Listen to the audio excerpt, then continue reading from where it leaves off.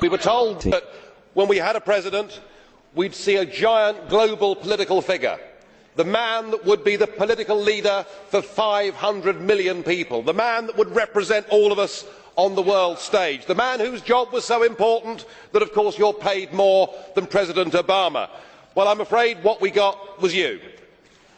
And I'm sorry, but after that performance earlier that you gave, and I don't want to be rude, but you know, really, you have the charisma of a damp rag and the appearance of a low-grade bank clerk. And the question that I want to ask, that we're all going to ask is, who are you? I'd never heard of you. Nobody in Europe had ever heard of you. I would like to ask you, President, who voted for you? And what mechanism? Oh, I know democracy is not popular with you lot. And what mechanism do the peoples of Europe have to remove you? Is this European democracy? Well, I sense, though, that you're competent and capable and dangerous, and I have no doubt that it's your intention to be the quiet assassin of European democracy and of the European nation states. You appear to have a loathing for the very concept of the existence of nation states. Perhaps that's because you come from Belgium, which of course is pretty much a non-country. But since you took over, we've seen Greece reduced to nothing more than a protectorate.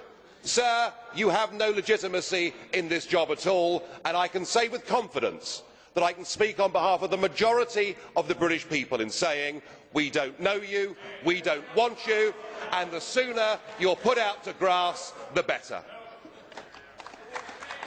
Well, as you said, Mr. President, you wouldn't like to be rude, and I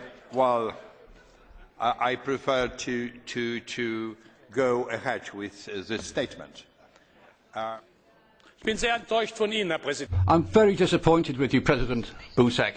It is not acceptable that in this Parliament a group chairman not only criticises the President of the Council, but calls him a wet rag.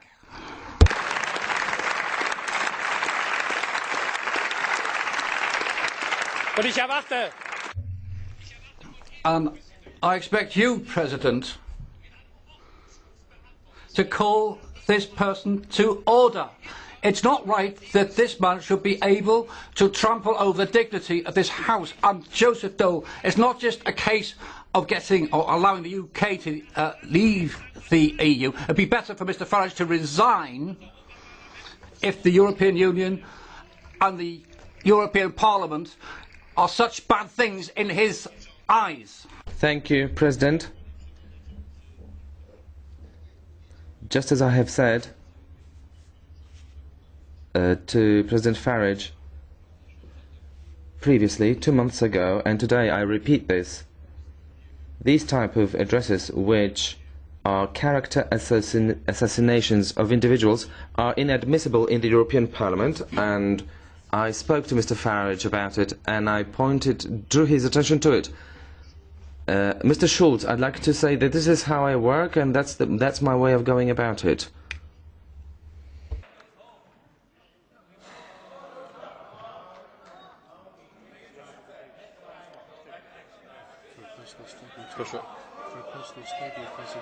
Is it personal statement? At the end of the debate. Bardzo proszę. The floor is yours. You may not like what I say, but just consider your behaviour. You, after the Irish people in a referendum voted no, said that our group had opened, by supporting the no vote, that we'd opened the door to fascism. You said that we had behaved as a group in the Parliament like Hitler and the Nazis in the Reichstag. We've been called by Danny Cohn-Bendit mentally weak. You know, it has to be, it can't be one way. It is not personal statement. Mr. President Farage, it is not personal statement. I am very sorry, it was not personal statement. We must keep order and all the regulations of our Parliament. The next, Mr.